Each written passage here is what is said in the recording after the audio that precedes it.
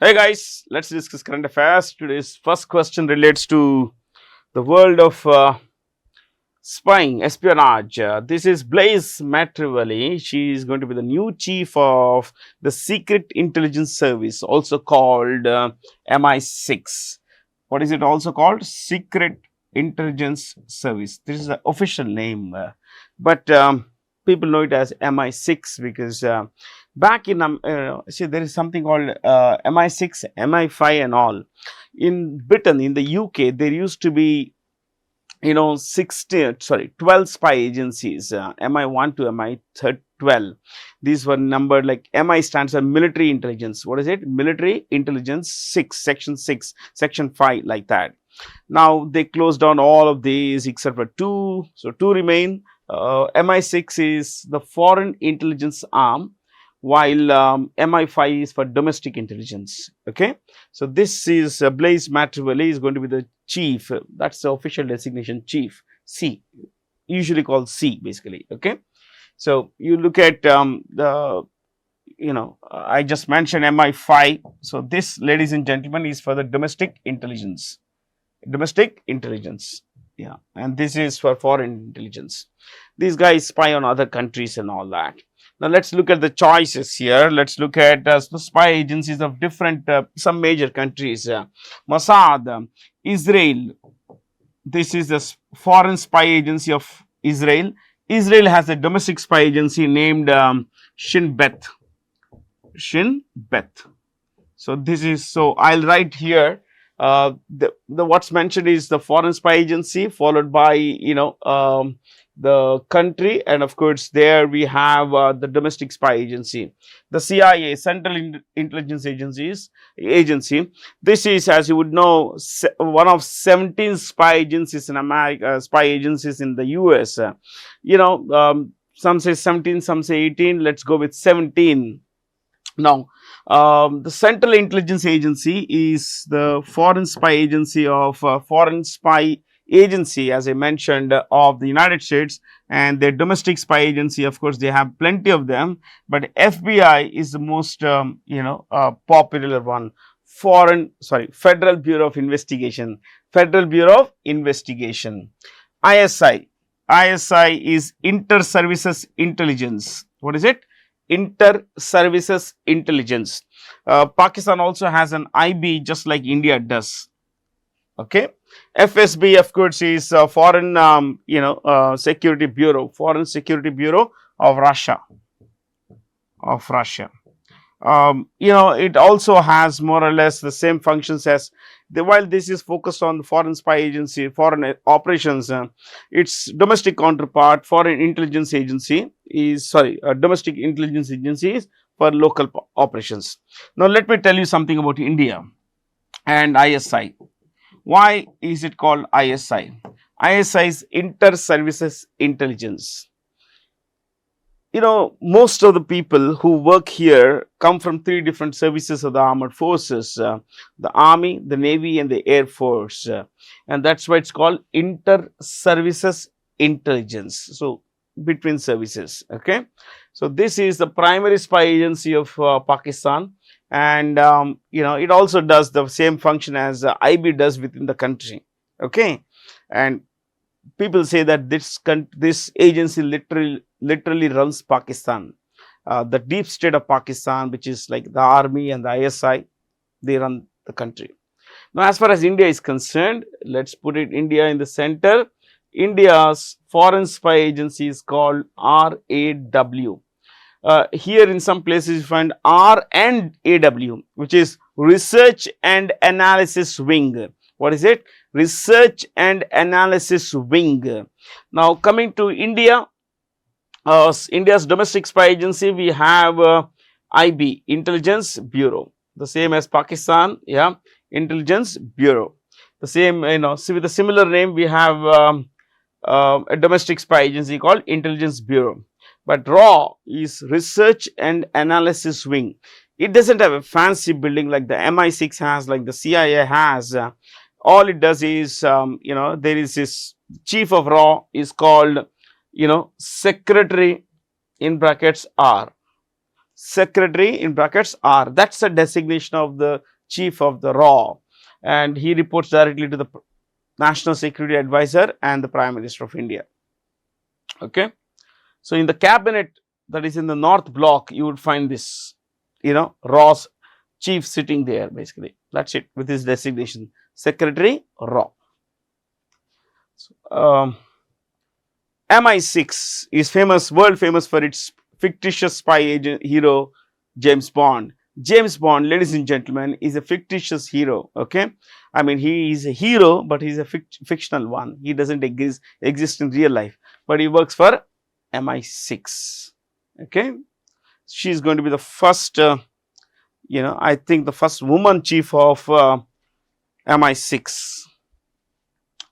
Name the global CEO of Chanel, who was honored with the Commander of the Order of the British Empire. This is Leena Nair. Leena Nair heads one of the world's most most sought after luxury brands, Chanel. Leena Nair was with Cisco Systems, and I think she was with Cisco, yeah, and she also was associated with. She studied at XLRI. Studied at XLRI. When I say XLRI, please know that XLRI is one of India's top MBA colleges. You could say top 5 MBA college. This is Xavier School of Management, Jamshedpur. Okay, XLRI, Xavier School of Management, Jamshedpur. She did her MBA there, and now of course she heads Chanel. What about the choices here? Indra Nooyi, as you know, is a former chairperson and CEO of PepsiCo. Okay. Jayashree Ulal, she is the CEO of Arista Networks. Arista Networks is cloud networking and security company.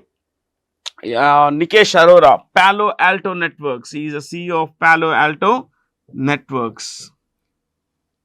Reshma Keval Ramani is the CEO of a pharma company called Vertex Pharma, all America based, yeah, all of them. Vertex Pharma. Okay, there we go. People are working hard. That's why they are there at the right at the top. Of course, chances have to be there. A lot of people work hard, but they have coupled their intelligence, their hard work with the right kinds of opportunities. Yeah, they have brought everything together. Which nation hosted the G7 summit this year in June 2025? Canada. Ladies and gentlemen, that's the place. Kananaskis. Okay. Now, the G7 comprises 7 industrialized nations. These would be Canada, okay, United States.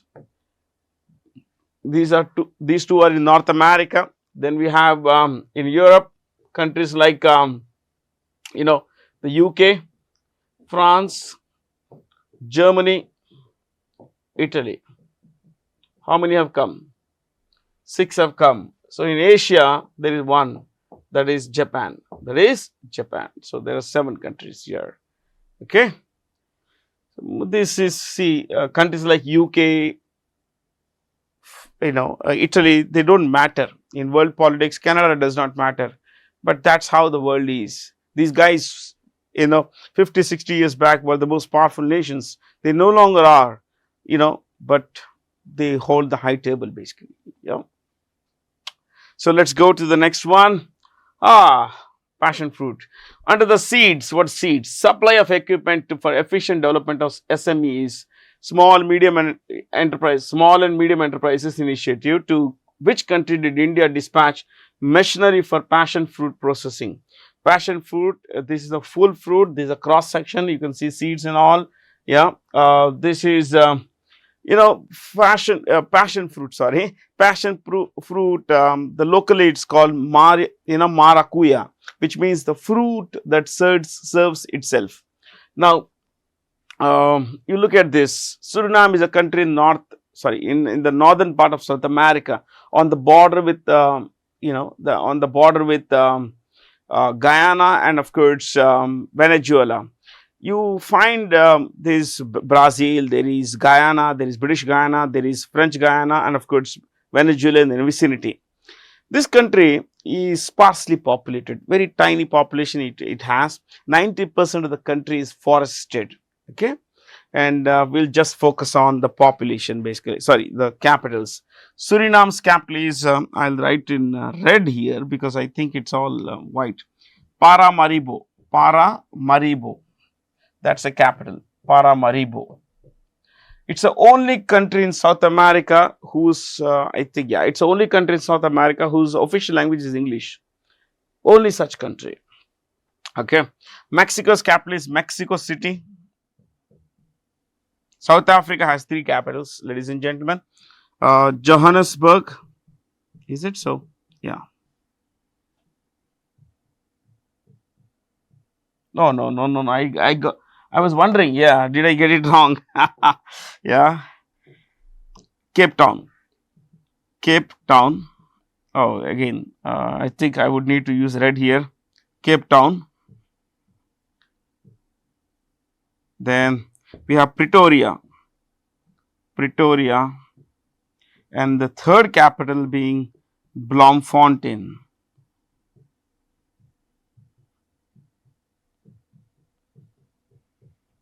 Okay, this is F, Bloemfontein. Jamaica, Kingston. Cuba, Havana.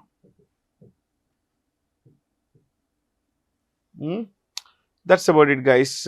Plenty of stuff already. Yeah.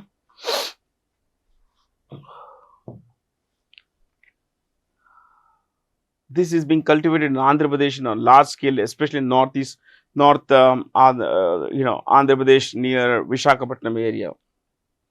The book India 5,000 Years of History on the Subcontinent is written by Audrey Tuskey. She is a professor at Rutgers University, quite controversial. Her views on Aurangzeb, who she said was a benevolent man. Yeah, I'll not get into politics of it. She is a leftist. She is a leftist socialist, left-leaning, historian. So obviously, they whitewash all the sins of the Mughals and all that. But let's not get there again. Romila Thapar, oh, again, a Marxist historian from JNU. Okay. Romila Thapar is the author of a lot of books.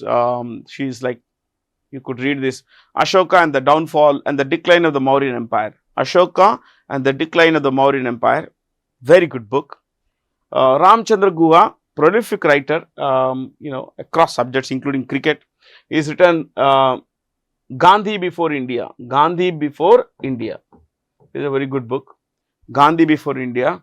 Amitav Ghosh, this is one of my favorite writers. Amitav Ghosh is the author of a lot of books, including the IBIS trilogy, IBIS, IBIS trilogy, which has 3 books, as the name says, IBIS trilogy. Okay. So, what would be the 3 books? 1. Sea of Poppies, Poppies, Sea of Poppies. 2. Flood of Fire. No, second one is, what is it? One is Sea of Poppies, the other is River of Smoke, River of Smoke. Third one is Flood of Fire, Flood of Fire. So, 1. Sea of Poppies, 2. River of Smoke, 3. Flood of Fire. Fabulous books, my friends. William Dalrymple, another, modern great historian. People may not like, some people don't like, of course, there are always critics. I personally like him. He is the author of a lot of books, including his latest work, The Golden Road. The Golden Road. Okay. How ancient India transformed the world. The Golden Road, how ancient India transformed the world. That's a book. Yeah. It's good to read, my friends. It's good to learn. It's good, to know things, isn't it? So, the RBI has approved the reappointment of Pralay Mondal as MD and CEO of CSB Bank. Earlier, CSB was called Catholic Syrian Bank. Now, it simply calls itself CSB Bank. Okay. IDFC First Bank CEO is V. Vaidyanathan. RBL Bank R. Subramanya Kumar. Subramanian Kumar. It's one word actually. I found this to be one word. So you can write Subramanian Kumar or Subramanya Kumar. I'm sorry. Subramanya Kumar. Yeah, it's one word. DCB, Praveen Kutti. Praveen Kutti. Yeah, Axis Bank, of course, as you know, Amitabh Chaudhary. Nice question. Which country has been officially admitted as a BRICS partner country? We have Vietnam here. This is Vietnam. Yeah, this is Vietnam. And let me tell you a bit about these partner countries. The BRICS, as you know, has 10 member countries, isn't it? We have member countries like, you know, the BRICS basically, okay? You know, the 5 BRICS. So I don't have to tell you the B for Brazil, R for Russia, I for India, C for China, and S for South Africa. So what are the other 5 new partners, new members of BRICS? Ethiopia, Egypt,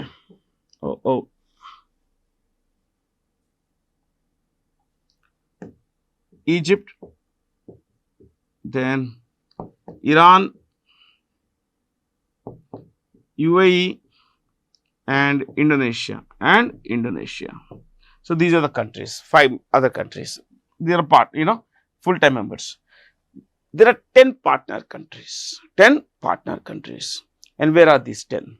5 are in Asia, 2 are in Africa. Okay, let's start in the West actually. In the Americas, there are 2. One is Cuba, the other is Bolivia. So partner countries 10, 1 Cuba, 2 Bolivia. Okay. 3, let's come to Europe, Belarus. Africa, 4 Uganda. 5 Nigeria. So these are the 5 countries outside of Asia which have been made partner countries of the BRICS. Cuba, Bolivia, Belarus, Uganda, Nigeria. Fair? Let's go past this. What are the 5 countries in Asia? 1 Kazakhstan.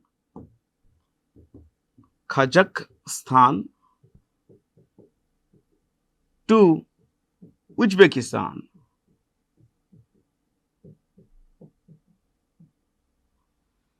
Okay, here the others are 3 Thailand. There is here 4 Malaysia. It's not meant, it's gone. Yeah. 5 Vietnam. Got it? That's it. So simple. Isn't it easy to learn, my friends? Yeah. So all 5 here. In fact, they are mentioned here. I didn't realize it. Okay. Any which way, now you know.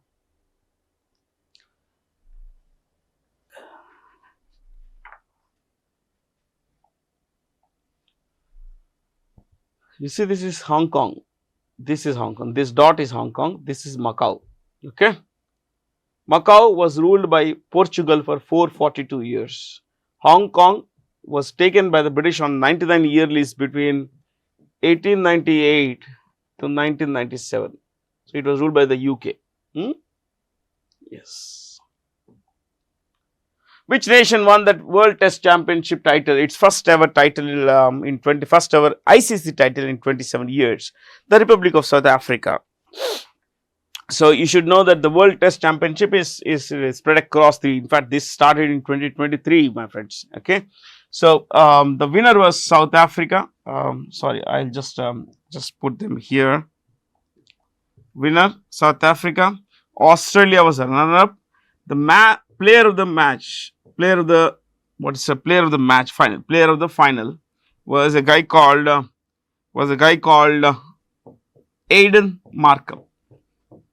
Yes, you know, sorry, it's N, okay. Aiden Markham, South African. Aiden Markham of South Africa, okay. Yeah, that's about it.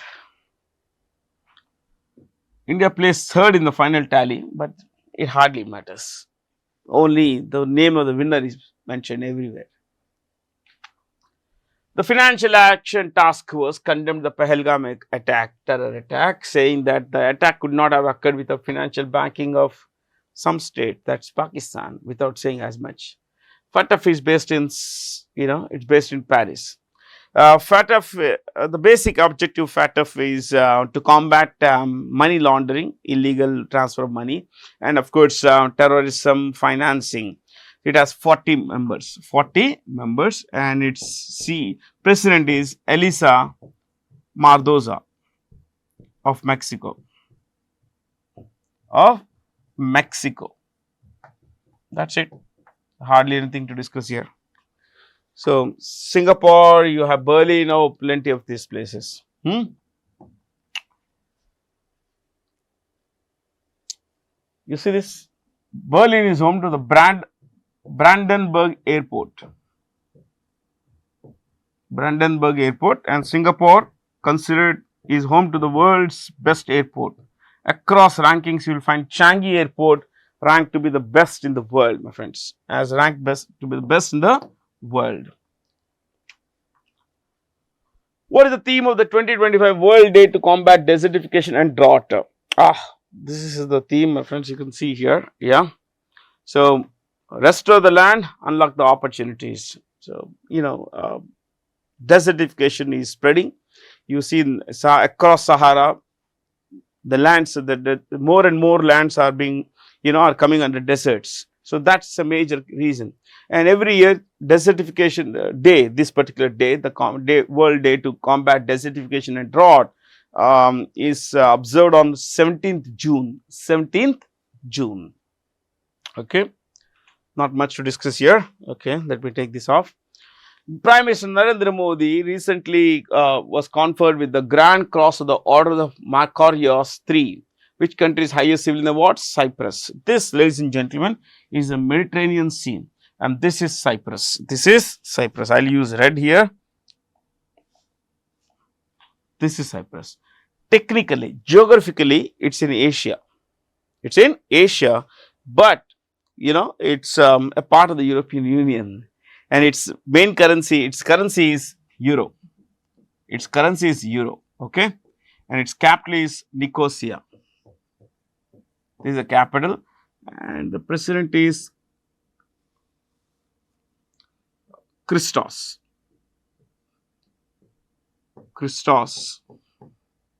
I'll write in full instead of just giving this short name. Nikos Christodoulides.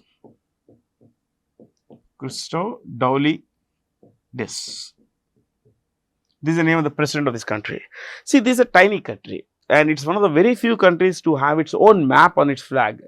That shape you see there, it's there on the flag of the country.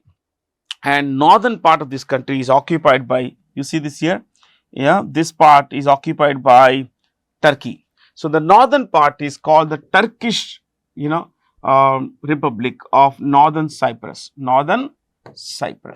Turkish Republic of Northern Cyprus.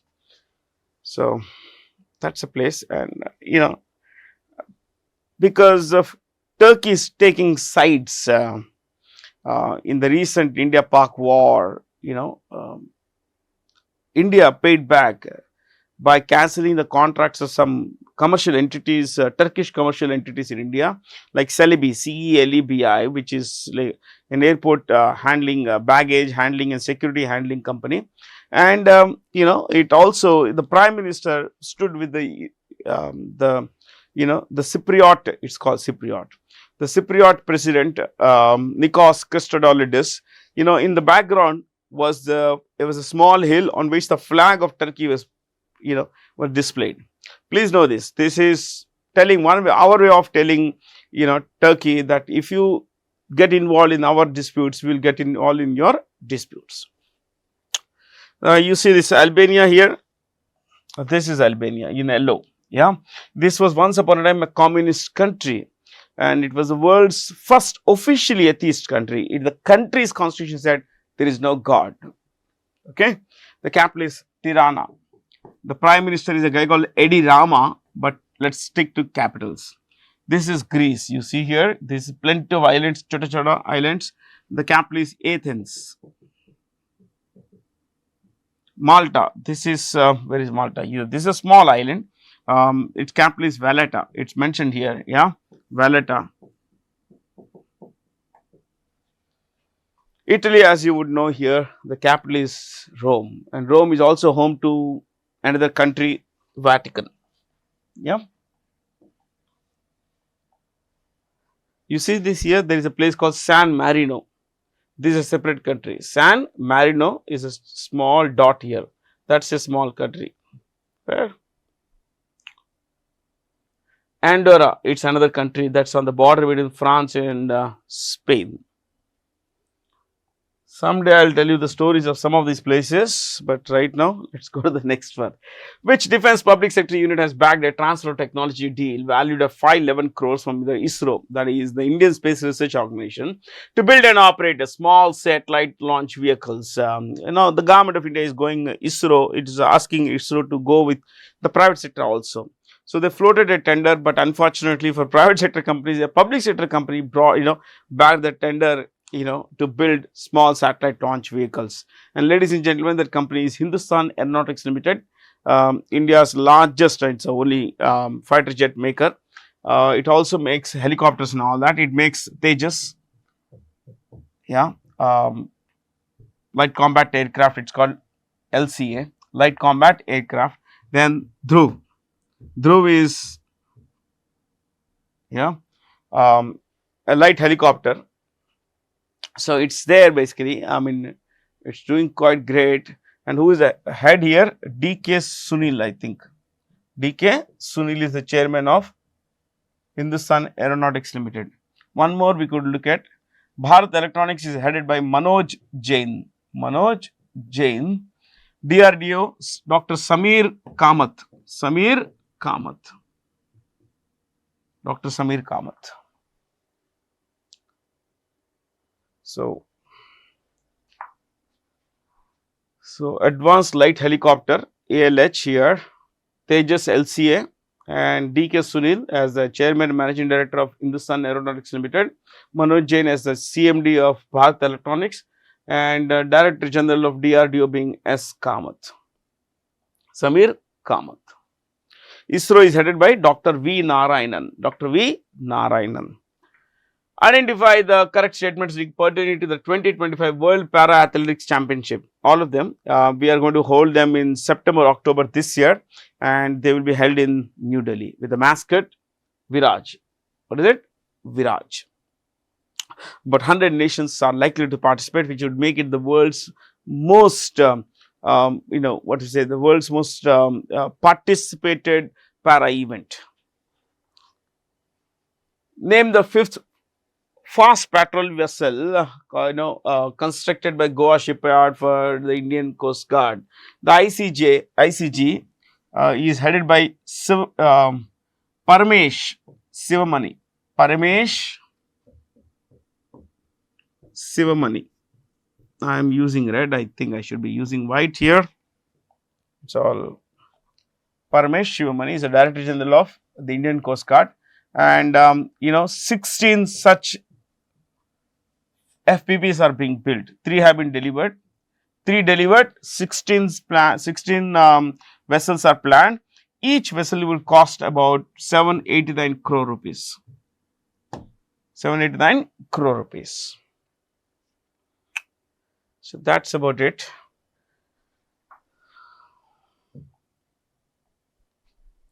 Which company will invest $233 million in 2025 to expand and update its operations infrastructure, cold storages, godowns and all that stuff. Okay. Amazon, my friends. Amazon is the world's largest online retail company. This company's turnover last year was about $640 billion. In comparison, I can tell you Reliance had about $100 billion. Okay. This is $640 billion, somewhere about 630, 640. Walmart is the biggest company on the planet. The world's biggest company is Walmart. Its CEO is a guy called Doug McMillon. Doug McMillon. and its turnover last year was $684 billion. $684 billion was the turnover, the sales revenue of the largest departmental chain store and overall the largest company in the world, that's Walmart. So this is a CEO. IKEA. I don't want to discuss a CEO who's okay. Let me finish the name of this. Finish with the name of Jasper Brodin. Jasper Brodin. Alibaba Group is headed by Eddie Wu. Let me tell you a bit about these companies. Carrefour, it's a French company. It's headed by Alexander Bompard. Alexander Bompard. Amazon, Andy Jassy. Oh, yeah, Andy Jassy. You see, Walmart is the world's biggest company. It's also the largest private sector employer in the world. It employs nearly 22 lakh people. Coming to IKEA, I want you to be familiar with the full name. IKEA was started. You see this IKEA. It's Ingvar Kamprad. This is the guy who started the company. Okay, he was born in a place called Elmtarad. This is a birthplace. Then here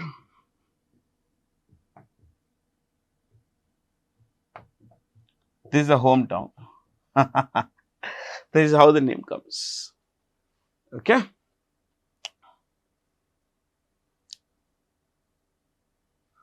That's about it.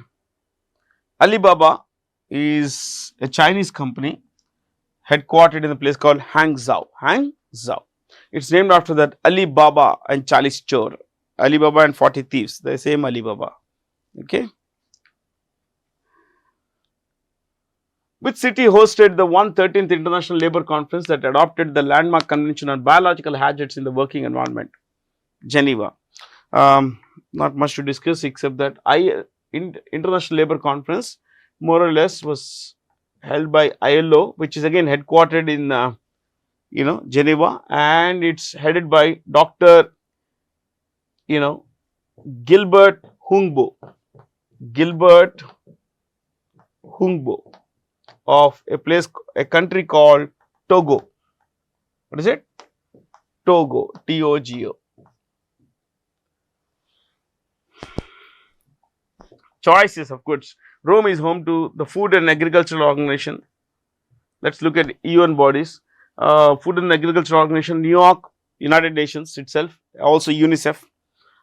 Geneva is also home to, apart from ILO, home to the WHO, World Health Organization. London is home to a lot of organizations like including Amnesty International. Paris, UNESCO. Yeah, good choices to write about. Paris is also home to OECD, Organization for Economic Cooperation and Development. Organization for Economic Cooperation and Development. Which city topped the 2025 Global Livability Index released by the Economist Intelligence Unit? You know, the Economist is a magazine published from London, and of course, it's published from a lot of places. The world's most livable city in the order in which these are mentioned: rank 1, Copenhagen. These are rank 2. This is rank 4 because there is no rank 3 here. Rank 5. These are the most livable cities in the world. Where are they? Copenhagen is the capital of Denmark. It's the capital of Denmark. Vienna is the capital of Austria. Zurich is in Switzerland. Melbourne, Australia. Geneva, Switzerland. Okay. What are the worst cities to live? Well, the worst cities to live, 173 countries were ranked. 173 countries were ranked, and of 173, the worst city, not one country, 173 countries, 173 cities was Damascus. This is the worst city to live in. Damascus, as you know, is the capital of Syria. 172, 171, 16. Oh, my math is bad. This is really bad. 70 and 169. Let's put the numbers. Damascus, worst city to live in. Of course, you have a place called Tripoli, which is the capital of Libya. Then Dhaka, the capital of Bangladesh, one of the world's worst cities to live in. Karachi here, which is the biggest city in Pakistan, and Algiers. Algiers is the capital of Algeria. So these are the worst cities in the world to live, and these are the best cities. Okay.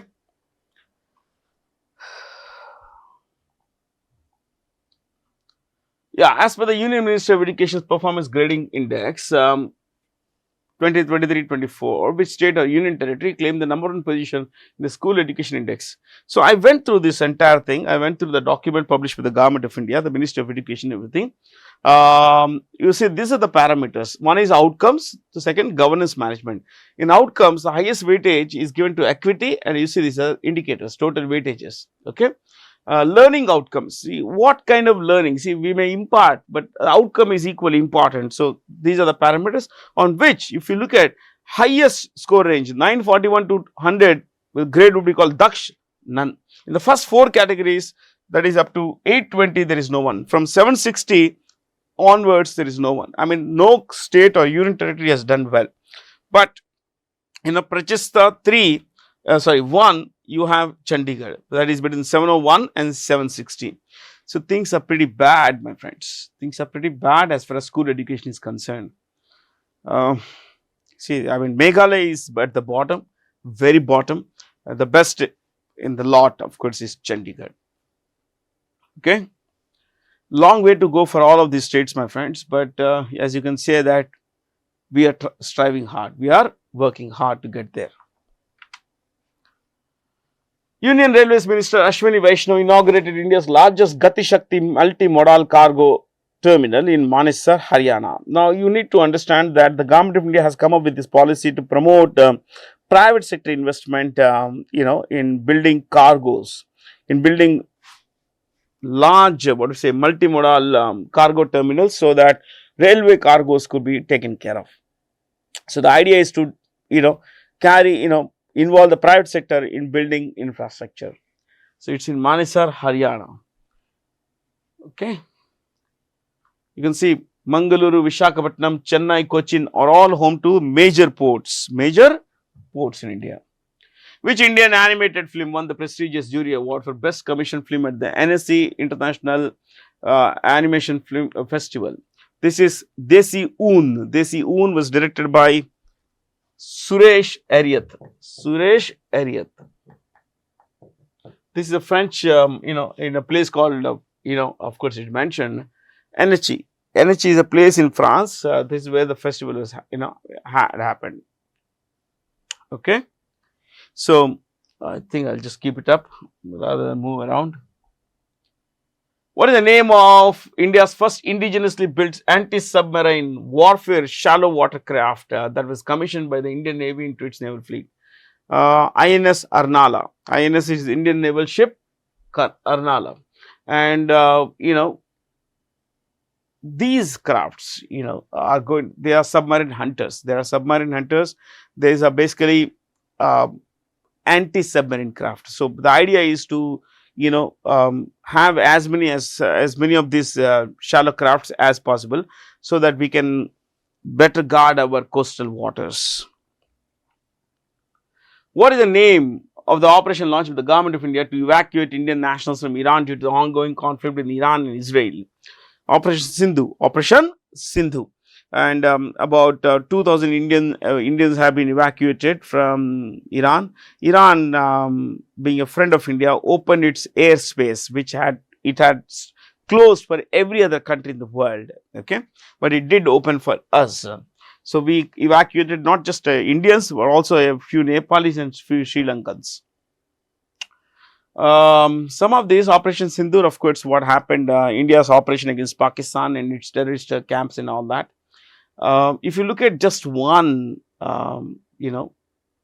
See this Madad, Operation Madad is within the country, like what happened in Kerala and all that landslides and everything. That operation rescue rehabilitation operation was called Operation Madad. Now coming to Maitri, this was it came about. It's an old operation. When Nepal suffered a major earthquake, India sent aid, disaster management teams and all. So that was codenamed Maitri. Rahat, of course, it was related to the evacuation of Indian nationals from Yemen, YEMEN. Yemen, as you know, is a country steeped in civil war. It's there in the bottom of the Arabian Peninsula. Okay, so that operation was codenamed Operation Rahat. That's all from me. Thank you for being here, guys. Stay curious.